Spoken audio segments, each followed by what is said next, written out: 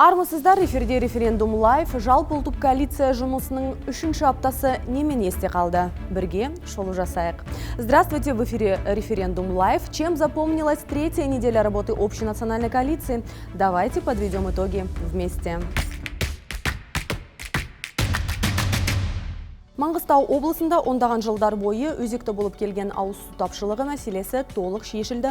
Бұл туралы әділетті және прогрессивті Қазақстанның халықтық конституциясы үшін жалпы ұлттық коалициясының өңір тұрғындарымен кездесуінде мәжіліс төрағасы Ерлан Қошанов айтты.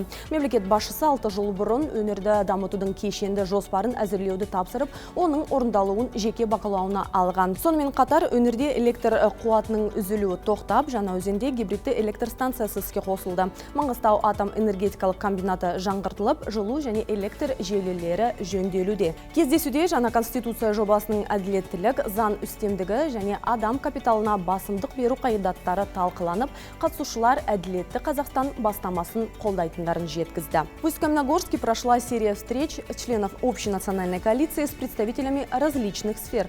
Делегацию возглавила заместитель премьер-министра, министр культуры и информации Республики Казахстан Аида Балаева. Основной темой обсуждений стал проект новой Конституции и предстоящий 15 марта республиканский референдум. В Восточно-Казахстанском университете имени Сарсена Аманжолова представители коалиции встретились с научной интеллигенцией, этнокультурными объединениями и молодежью. Аида Балаева подчеркнула, что речь идет не о точечных поправках, а о стратегическом выборе дальнейшего пути развития страны. По ее словам, основу проекта новой Конституции составляют ключевые инициативы президента. Адал Азамат, Зан мен Тәртіп, Таза Казахстан. Она отметила, что многие принципиальные изменения были сформулированы главой государства с учетом предложений общественности. Также на площадке ТО «Казцинк» состоялась встреча с трудовыми коллективами предприятия. Аида Балаева отметила ключевую роль металлургии в экономике страны, подчеркнув, что новая редакция Конституции затрагивает вопросы труда, безопасности и социальной защищенности работников. Еще одна встреча прошла в Восточно-Казахстанском техническом университете имени Серикпаева, где состоялся круглый стол с представителями туристической отрасли. Аида Балаева подчеркнула, что новая Конституция формирует модель развития, в центре которой человек, его права и безопасность, а для туризма важны закрепляемые в документе защита инвестиций, предсказуемость правовой среды и сохранение природного и культурного наследия.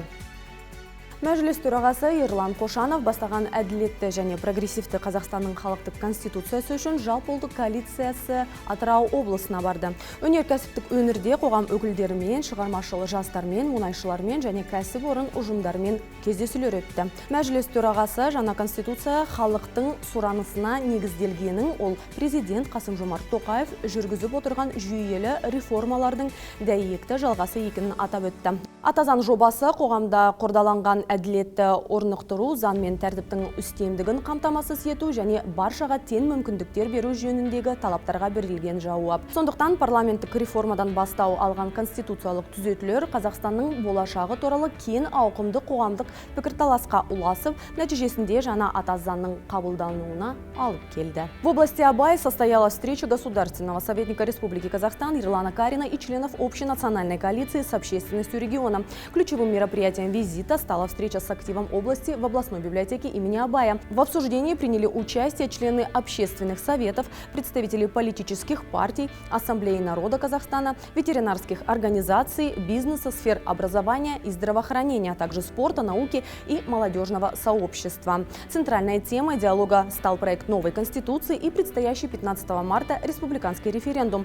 Государственный советник Ерлан Карин подробно остановился на принципах подготовки документа. Он подчеркнул, что работа велась открыто и с широким общественным участием, а предложения граждан поступали через цифровые платформы ЕУТНШ и ЕГОВ. По его словам, предполагаемые изменения направлены на укрепление устойчивости системы государственного управления, усиление баланса полномочий и ответственности институтов власти, а также на развитие человеческого капитала, образования, науки и инноваций как стратегических приоритетов страны. В рамках визита государственный советник также провел встречу встречу с представителями творческой интеллигенции области Абай. В центре внимания оказались вопросы развития культуры, сохранения исторической памяти и укрепления национальной идентичности. Участники выразили поддержку закрепления в перечне принципов государственной деятельности, сохранения историко-культурного наследия и поддержки национальной культуры. Впервые в стране подготовлена версия Конституции шрифтом Брайля. В Караганде состоялась торжественная презентация уникального издания.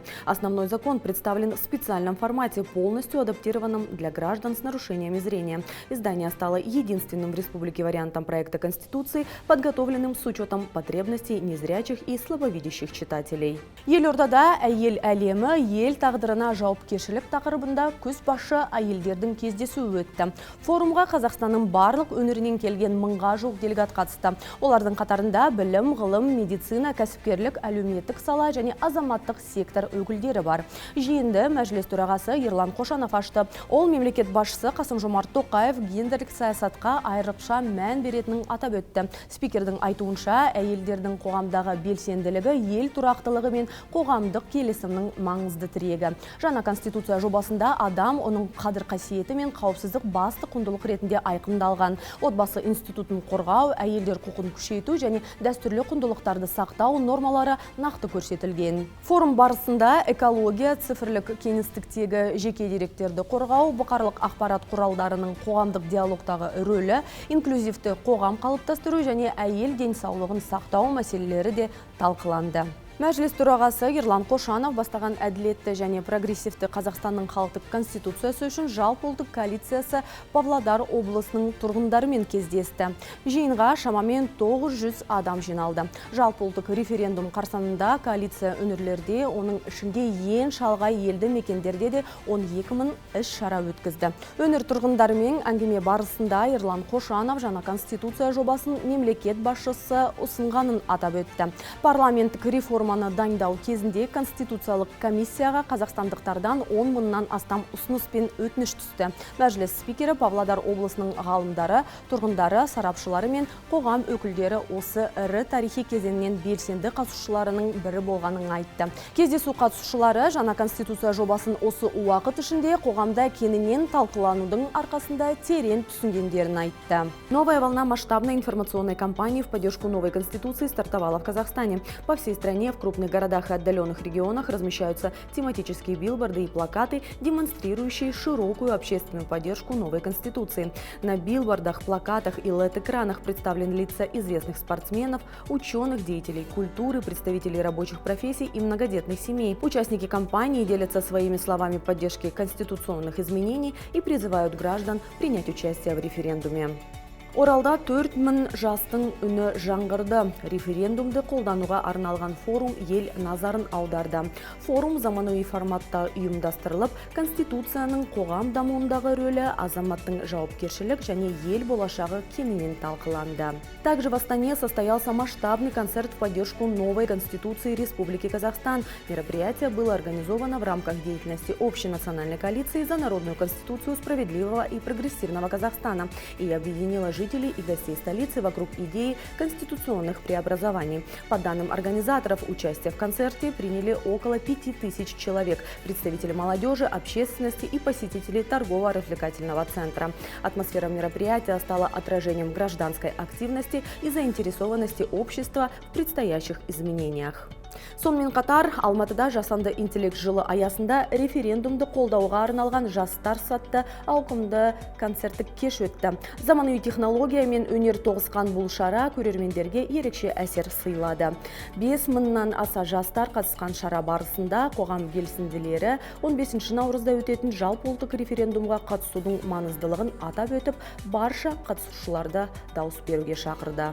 Абсолютное большинство казахстанцев, почти 90%, готово поддержать проект новой Конституции и собирается это сделать на предстоящем референдуме. Таковы результаты соцопроса Казахстанского института общественного развития. Аналитики отметили, соцопрос демонстрирует высокий уровень электоральной активности. Более 70% граждан рассказали, что намерены принять участие в референдуме по новой Конституции. Телефонный опрос показывает, что абсолютное большинство опрошенных, это 76,9%, получают информацию о конституционной реформе и политических событиях в стране из социальных сетей. Треть опрошенных, это 33,3%, отметили, что узнают о политических событиях в стране на новостных интернет-сайтах. Телевидение в качестве источника информации отметили 20,5% опрошенных. Объем выборочной совокупности составил 1200 респондентов. Территория проведения телефонного опроса охватывает 17 областей и 3 города республиканского значения – Астана, Алматы и Шымкент. Обзвон осуществлялся на стационарные и мобильные номера телефонов. Опрос проведен в соответствии с официальным уведомлением Центральной избирательной комиссии Республики Казахстан. И прежде чем завершить наш выпуск, хочу поздравить всех женщин с наступающим Международным женским днем. Пусть каждый день приносит вдохновение, поддержку близких и много поводов для улыбок. Бүгінге айтарымыз осы. Аман, сау болыңыздар.